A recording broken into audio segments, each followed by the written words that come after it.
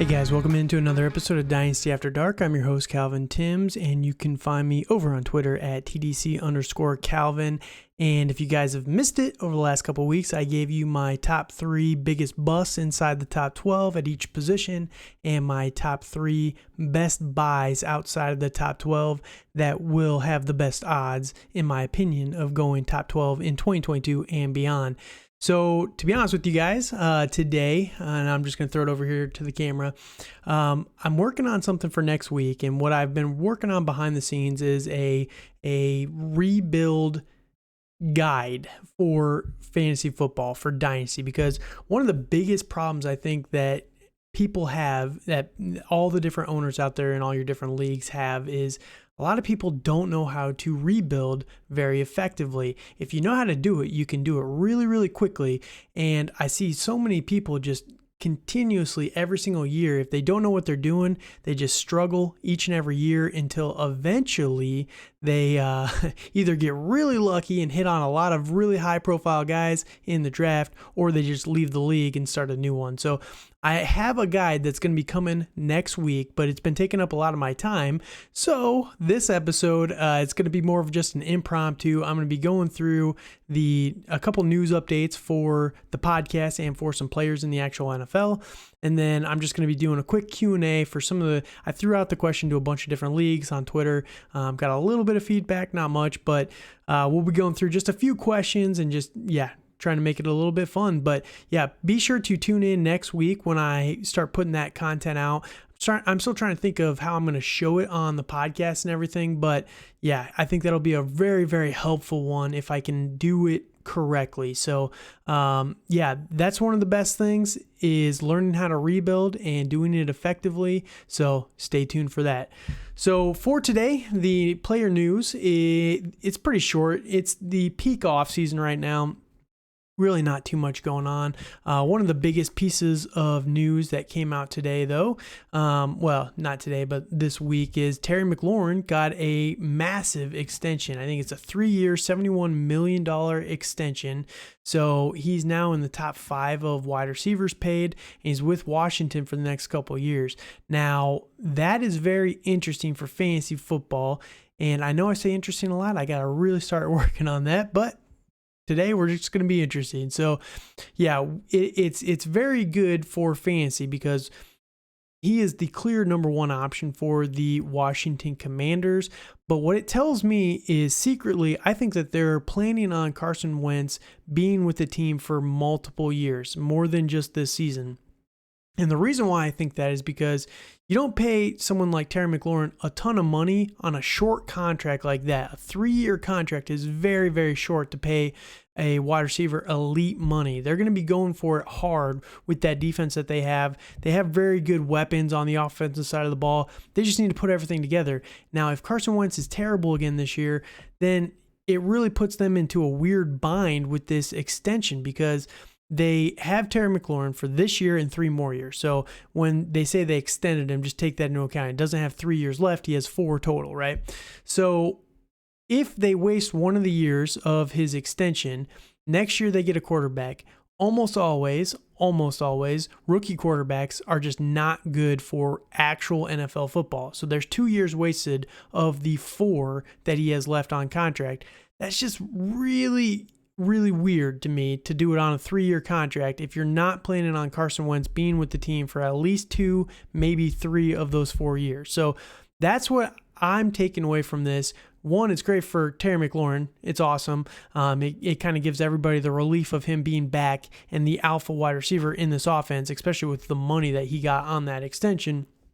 But number 2, I think that they're really planning on rolling with Carson Wentz for more than just this season. So just something to think about with quarterbacks in all your Superflex leagues. Carson Wentz right now is a very cheap quarterback option. So I know for a couple of the leagues, people have been trying to buy him from me, and I'm not giving him up for free. I think that he's going to be okay for fantasy. Now, I know he's got a bad rap, and people love to hate on Carson Wentz, but man, if he can finally put it together, I will say Washington has better weapons than the Indianapolis Colts did. And I know they had Jonathan Taylor, and he's awesome, but that's all they had last year. I know people are all aboard the Michael Pittman train, but Terry McLaurin's better than Michael Pittman. I think that Brian Robinson and Antonio Gibson can equal a Jonathan Taylor. I don't think they're as good individually, but combined, I think they're just as good. And then you got some other guys. You got the rookie Jaheim Dotson. You got Curtis Samuel, hopefully coming back. So I'm excited for Carson Wentz. So just something to think about with that extension for Terry McLaurin. Now, the Deshaun Watson, just to touch on that briefly, he's undergoing the what is it called? The hearing for his disciplinary behavior. Right now, it started yesterday. There's been basically almost no news out of it. But one interesting thing that's started leaking around a little bit is they're kind of expecting a 6 to 8 game suspension for this season, with part of that being because he didn't play at all last year. They're going to count that as partial time served. So it'd be a year and a half away from football. It'll be interesting if that's how it shakes out. So just one other thing to think about with Deshaun Watson. I know everyone is kind of like all over the board on him value-wise, but if he plays more than half a season this year, he's going to be such a steal for fantasy football.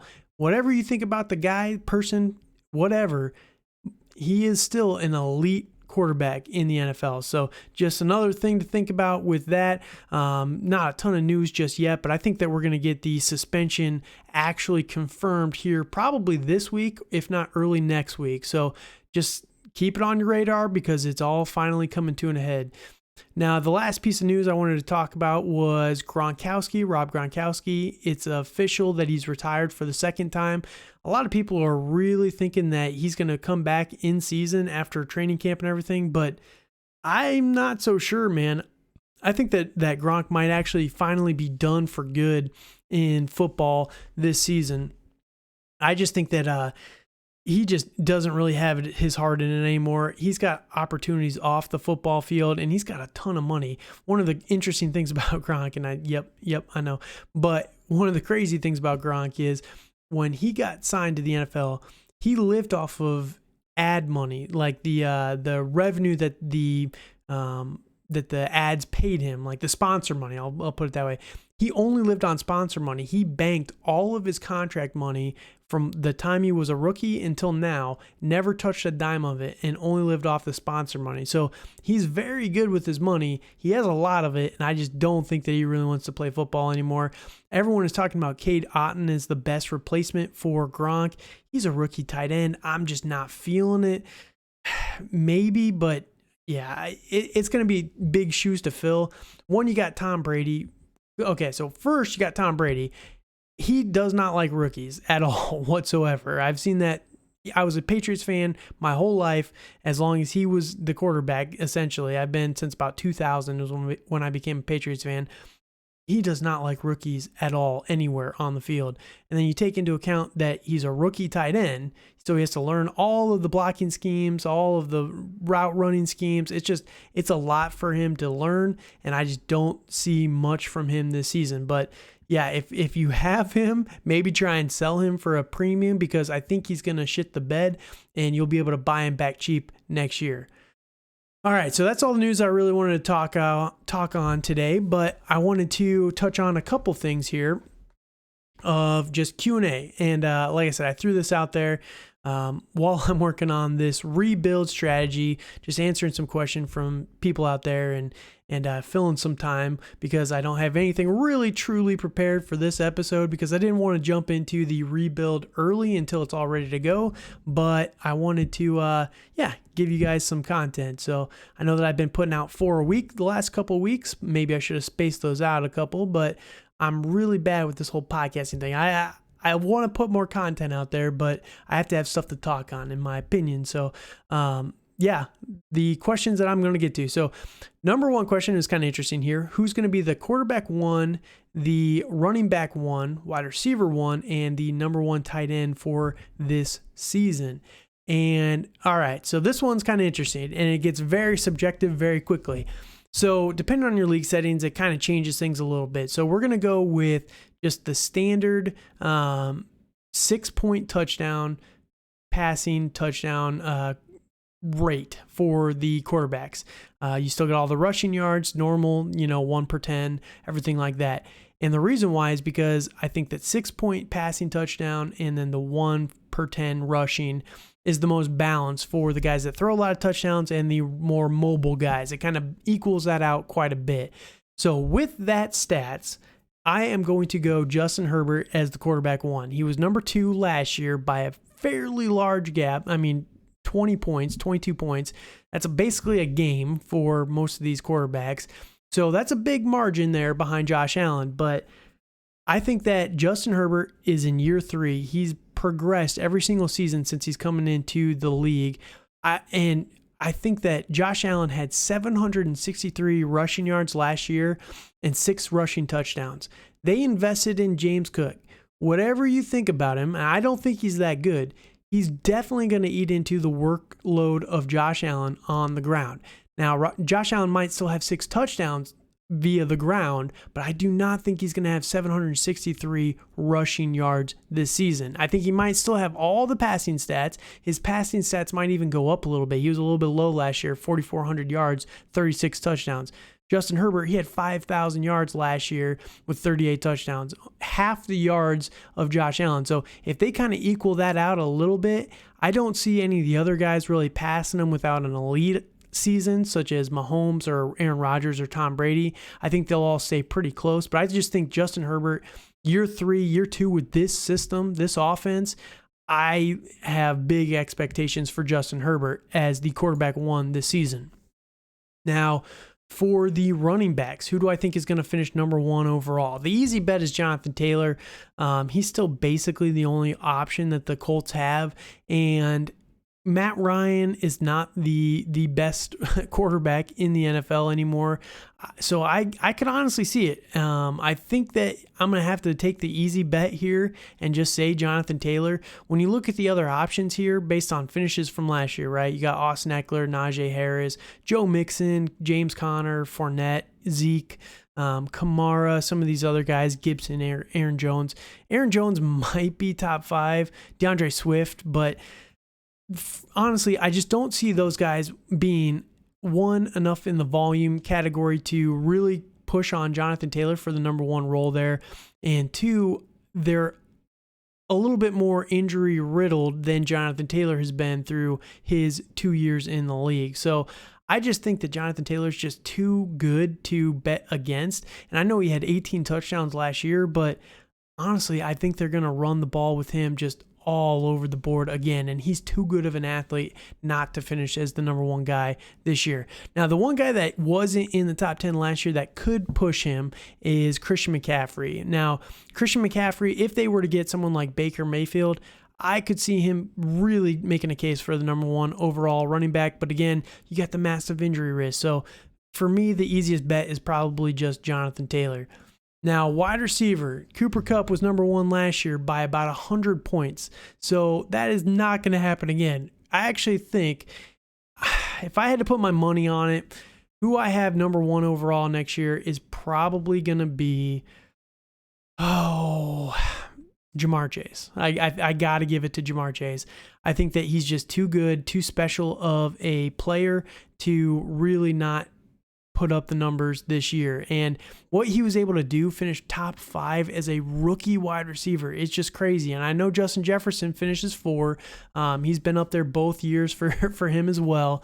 But I think that Jamar Chase, year 2 with Joe Burrow, and you got to remember, Jamar Chase took a year off of football. He was not fresh last year. You know what I mean? Like, he had taken time away from football. So you get him into a rhythm with Joe Burrow.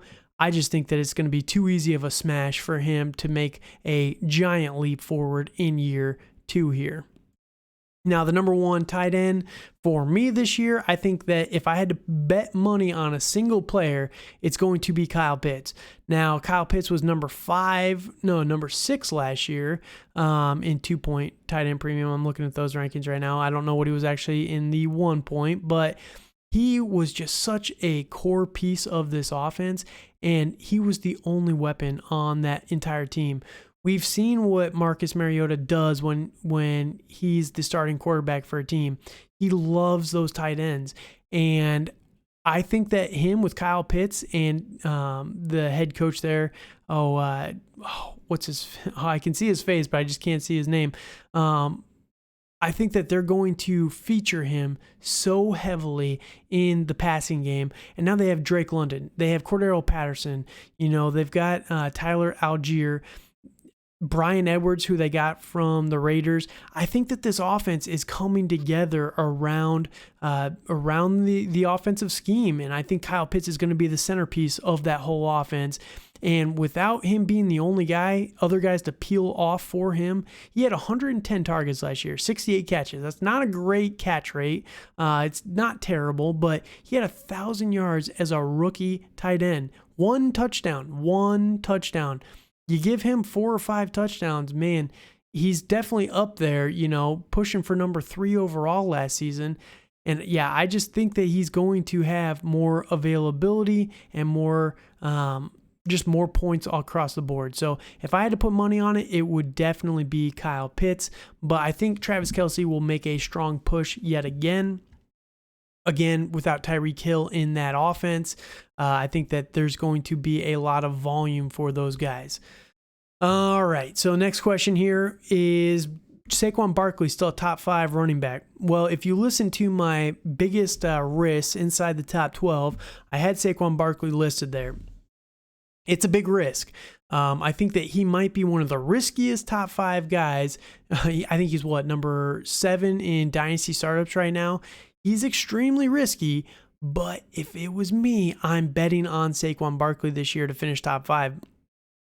You look at him last year coming off the injury. He's had quite a few injuries through his career. New offensive system. Now, the biggest question is whether or not Daniel Jones is the guy, and I don't necessarily think that he is. So if it's me, I think they're going to need to lean on Saquon Barkley, and I think that, man, if you've seen the pictures of him working out the last couple of weeks, it's enough to put me over the top. You know what I mean? He's jacked up. He is ready to go. So I'm betting on Saquon Barkley. They called him a generational prospect at running back for a reason. I think that he's had a few road bumps in the beginning of his career, but he's going to right the ship this season. Next question, Derek Carr, is he going to be a top 5 quarterback? Hell no. Derek Carr is not even going to sniff top 10. He's not that good. Davante Adams is not going to make Derek Carr a better quarterback. He's not. Derek Carr is just, he's going to take the checkdowns too much, and that's what the problem with Derek Carr is. He's not going to try and push the edge with someone like Davante Adams. Then you roll in the new system with Josh McDaniels. You got in a couple more weapons. It's just a very good system for Derek Carr. I just don't believe in the talent of Derek Carr. I just don't think he's that good. So if I had to put my money on it, I'm taking the field there. Derek Carr will not be a top 5 quarterback in fantasy football. Is Chase really the wide receiver 1? Yes, I think so. I think that he's going to be the number 1 in the NFL next year. So yes, he's the number 1 for his team, and he's definitely the number 1 overall. Jalen Hurts, what is going to happen with him after this season? I think that this is such a coin flip. It's really, really hard to tell. So the Eagles, if you look at everything that they've done the last couple of years, they tried to get Carson Wentz invested. They signed him to the long contract, drafted Jalen Hurts in the second round that year. Carson Wentz fell apart. Couldn't handle the pressure of having Jalen Hurts behind him on the roster and just fell to pieces. Now, there's a lot of situational issues that also arose that year, but, all in all, Carson Wentz fell apart, kind of like what he did with Indy last year. Now, Jalen Hurts gets the starter's role, looks decent in year 1, 4 games, whatever. Then year 2, definitely he started to improve over the season. His passing game, he's not the best. He's not the most reliable in the air. Like you look at his yardage, there was games where the middle of the season, it was just killing you for fantasy football. I mean, 162, 103, 178, 147 passing yards. Now you count up his rushing yards and it definitely helps for fantasy football, but that just was not getting it done. They go and get A.J. Brown this offseason. They have one of the best offensive lines in football this year. Receiving core is rocked and ready to go. They've got A.J. Brown, Devonta Smith in year 2, Jalen Reagor. I still like the talent of Jalen Reagor, but they get Zach Pascal, Deion Kane. Like, it's a solid group of receivers. Then you got Dallas Goedert at tight end, Miles Sanders, Kenneth Gainwell, Boston Scott at running back. It's a very loaded offensive side of the ball. Their defense has been slipping the last couple of years, but yeah, if Jalen Hurts gets them to playoffs yet again, and we see a step forward in the passing game for Jalen Hurts, they will commit to him long term. They'll definitely re-sign him. So it all rests on Jalen Hurts' shoulders, and I like Jalen Hurts. I really do. I believe in the talent of Jalen Hurts, but I cannot definitively say whether or not he'll be the number one guy this year because I just don't know. So yeah, it's a tough one, but you got to just go with your gut on that one. And I believe that he'll do enough to get re-signed, but I would not be shocked if I'm wrong. So yeah, there's that. Now, does Travis Etienne finish as a top 2 running back, or does he disappoint and land in the top 5? Okay, funny question there. I think that Travis Etienne is going to make a definite jump forward. I think that he's going to finish top 10 overall this season. We're going to see why he was talked about as possibly the number 1 running back in that draft class. And I know Najee Harris kind of steamrolled it at the end, but before the combine, and again, we do this every single year. We knock people because of combine numbers. Who cares? The entire senior year, last year of these two guys' careers, right? Najee Harris and Travis Etienne. It was a back and forth running gun battle between the two of them on who was going to be the number 1 running back in this draft class. They're both can't miss prospects. All right, well, Travis Etienne comes out, doesn't have the best final year at Clemson, but, he comes to the combine, doesn't do the numbers that everyone wants him to do. Najee outperforms him a little bit in the combine, and all of a sudden Najee's the solidified. Oh, it's not even a question anymore. Travis Etienne's not even in consideration. People started taking Javonte Williams over Travis Etienne out of nowhere. Now, I get it. I like all 3 of these players, but people just we gravitate towards like the analytics way too much in fantasy football. Travis Etienne is going to show you why he was talked about as the number 2 guy. I like this Jacksonville offense because of the few guys that are going to get the ball, right? I think that as a whole, it's not a very talented one, but the guys that they have that are going to get the ball a lot, Travis Etienne, Evan Ingram, Laviska Shenault, I have big expectations for all 3 of those guys, and I think that Trevor Lawrence is going to take a step forward in year 2, and I think that it's going to be a very good season for Travis Etienne. So I don't think he's going to finish top 5. That's putting a little too much on him. We had to see something in the NFL before I'm willing to bet on that. But I think that he's going to have enough passing work with the rapport with Trevor Lawrence. It's his college quarterback. They love each other. They are really, really good friends. I think they went, in the same round, right? Almost, Trevor Lawrence went number 1 overall. Travis Etienne went 26 overall, I believe, or 24 overall. We're going to see the reason why they were drafted back-to-back by the Jaguars with their first 2 picks in that draft class. So I'm liking it, and I will be excited for him this year. Top 10, definitely within the realm of possibilities. Top 2, top 5, maybe not so much. All right. Now, a couple other questions here. A.J. Dillon or a late 23 first-round pick. And now, if you ask me, I'm not the biggest 2023 fan, and that's one thing I'm going to be doing here in the next couple of weeks as well, is just bringing you guys up to speed on the potential first round 2023 draft picks. And this will all change because we'll go into the last year here before the next year's draft. And some of these guys will do well and some of them will struggle. And then the combine will happen and we're going to just completely write off the number 1 running back, Bijan Robinson, because he ran a 4.6 40, That's just how it's going to go, even though he's had 3 years of amazing success. So I'm excited for that. But for me personally, an unknown 2023 first round pick or A.J. Dillon. Now, without context, this is really difficult because what do you need for this year? Are you on a contender?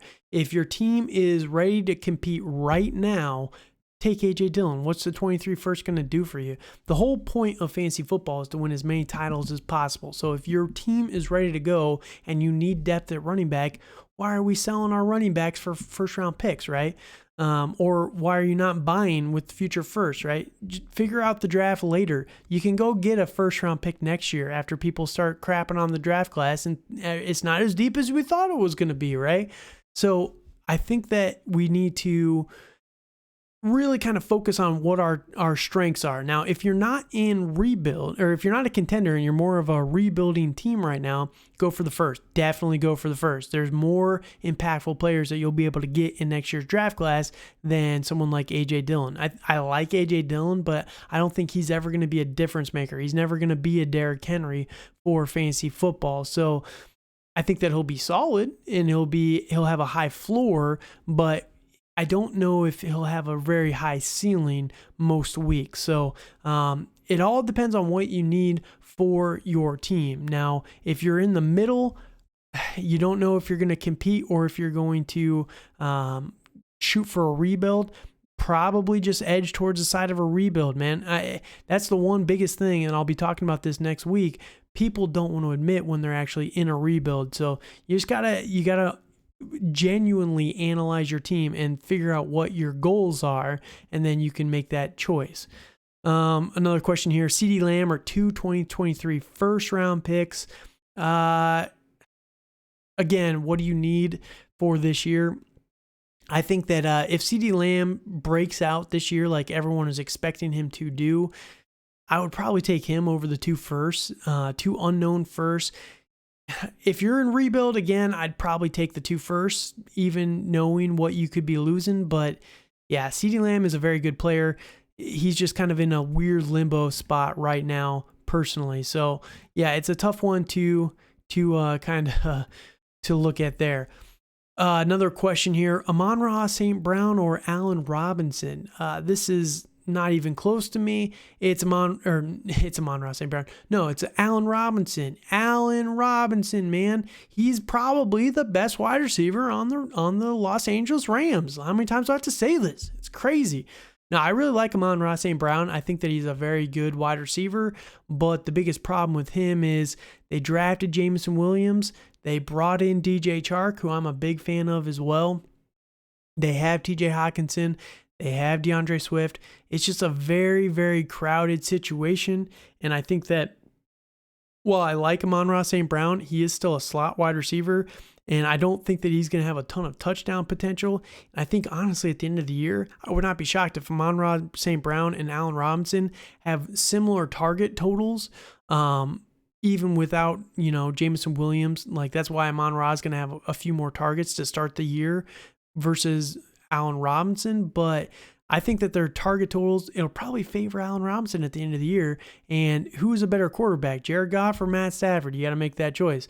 So, I mean, Detroit and the Rams made that choice for you, if you're betting on that. So, yeah, I am all in on Allen Robinson this year. I love the talent of Allen Robinson. And one thing, too, real quick on Allen Robinson, one thing that I've heard a lot about him personally is last year everyone thinks that he was cooked. He's done as a wide receiver now. That was the drop-off.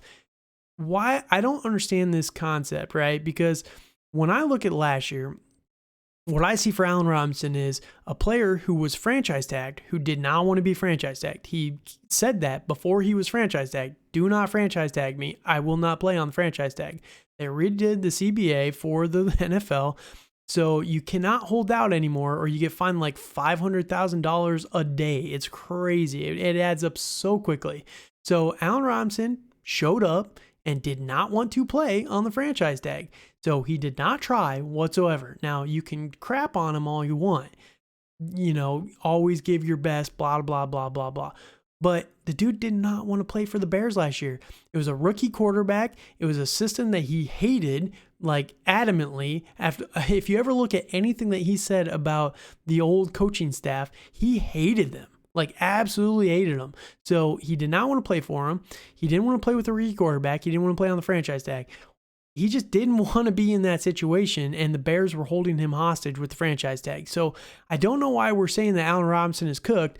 He was just someone that was opting out of last season for his health. So, I mean, I understand it. So that's my personal take on it. I don't understand why people are kind of writing him off completely.